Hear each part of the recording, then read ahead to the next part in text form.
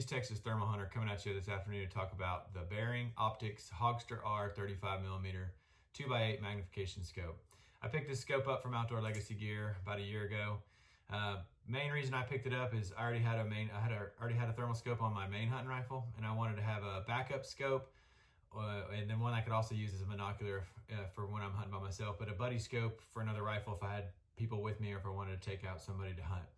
I spent a lot of time looking kind of at different options, whether I want to go to binocular or want to go with, same quality or same type of scope that I had on my main hunting rifle, or if I wanted something a little bit different.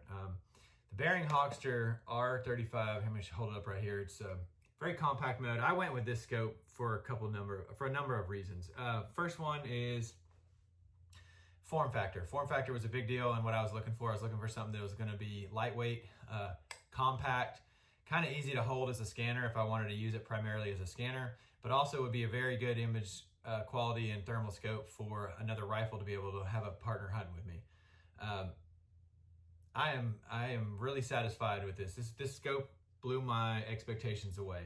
I'm going to kind of go through a couple of tech specs first, and then we'll kind of get into my likes, dislikes, kind of how I use it, and my thoughts overall on the scope. So this is a 384 by 288, 17 microns, 50 hertz thermal rifle scope.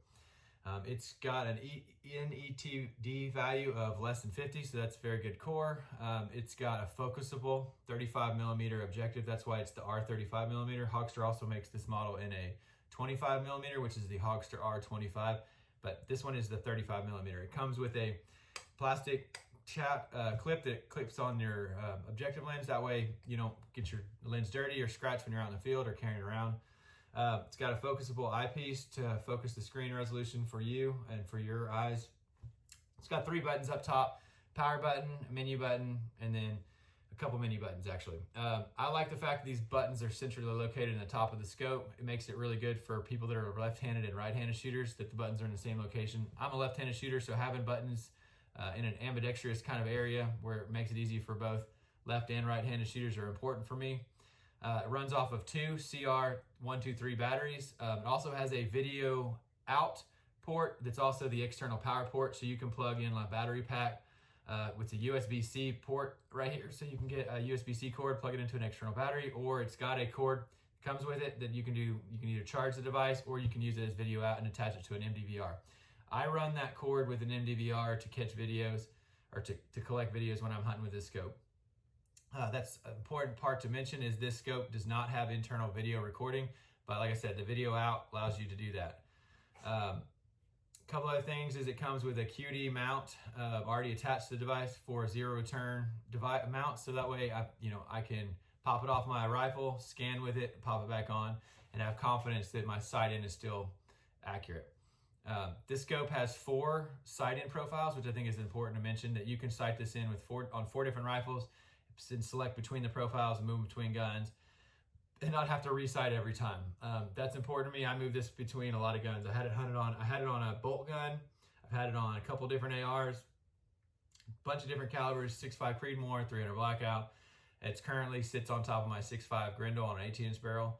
The image quality on this 384, 288 thermal resolutions is awesome. I mean, the clarity is great. The image at the 2 base magnification is perfect. It's got a 56-foot field of view at 100 yards, so that's really good. It gives you a good, nice, wide view of what you're looking at downrange at the base mag. Also makes a 2 power is a good hog hunting magnification, base magnification, because you're generally going to be pretty close to the hogs, but also for a scanner. Like I like to use this as a monocular or a scanner as well. And having a 2 power makes it really easy to scan open fields and get a pretty good wide field of view, as well as if I'm like in my mule driving through properties, I can scan, and 2 power makes it a little bit easier to see things. The couple other things I'll mention on this is it's got 4 color palettes. It's got black hot, white hot, color hot, and red hot. My favorite on this scope is the white hot and the black hot. I mean, the image quality looks awesome on that, and it's very clear and crisp.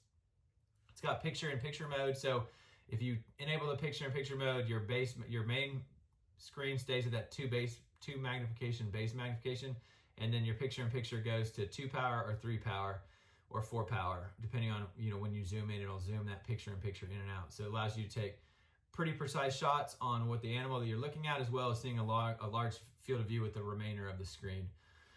It's got 4 different reticle patterns you can pick from, and of those patterns you can pick 4 different colors. You can make your reticle red, green, black, or white.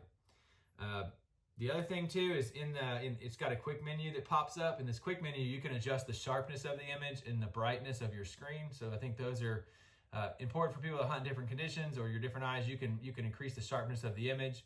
You can also increase the brightness of the screen. So you want it dimmer or brighter, you can do that. Zeroing in this scope, very easy.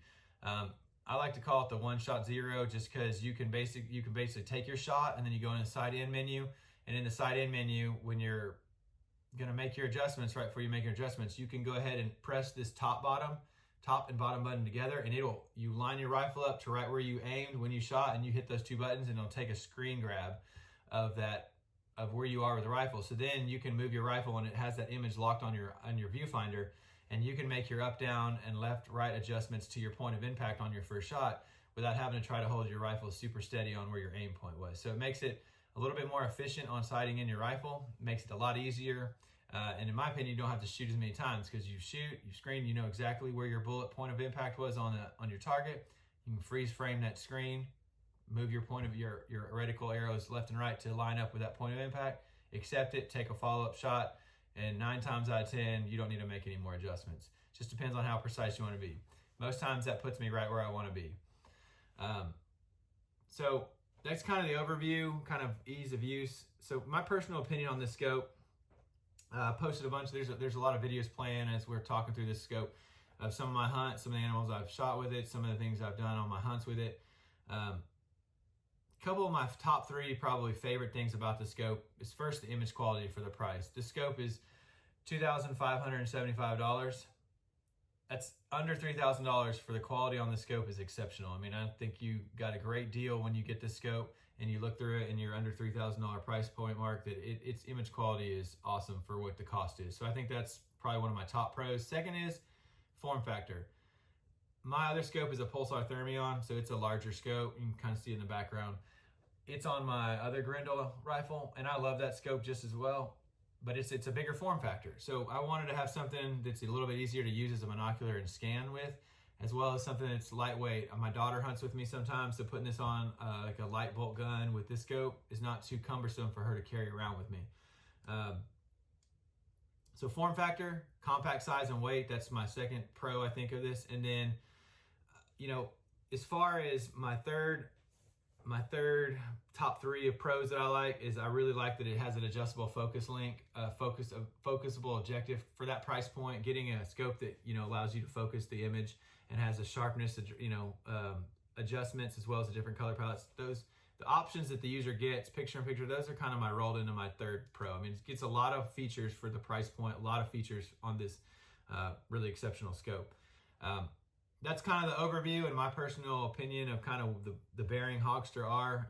Hunted with it, hunted coyotes in West Texas and pigs in West Texas, all the way to, Central and East Texas, hunting pigs at 20 and 30 yards, being in a lot of trees versus being open. This scope performs well in all the environments that I've hunted with it. I really can't say anything negative about it. It's a really good scope. If you're interested in knowing more about the scope or picking one up, go out to Outdoor Legacy Gear's website at outdoorlegacygear.com.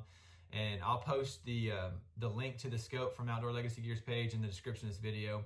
You can also call 877-350-1818 and talk to either Jason or Hans at Outdoor Legacy Gear. They can answer any of your questions about this scope or any other scopes that they have for sale in the Bering Optics line, or any other or any of the other manufacturers that they sell. I really do appreciate y'all checking out these videos. I hope this helps y'all in either researching thermal scopes for you, or just seeing kind of what the Bering Optic Hogster is all about.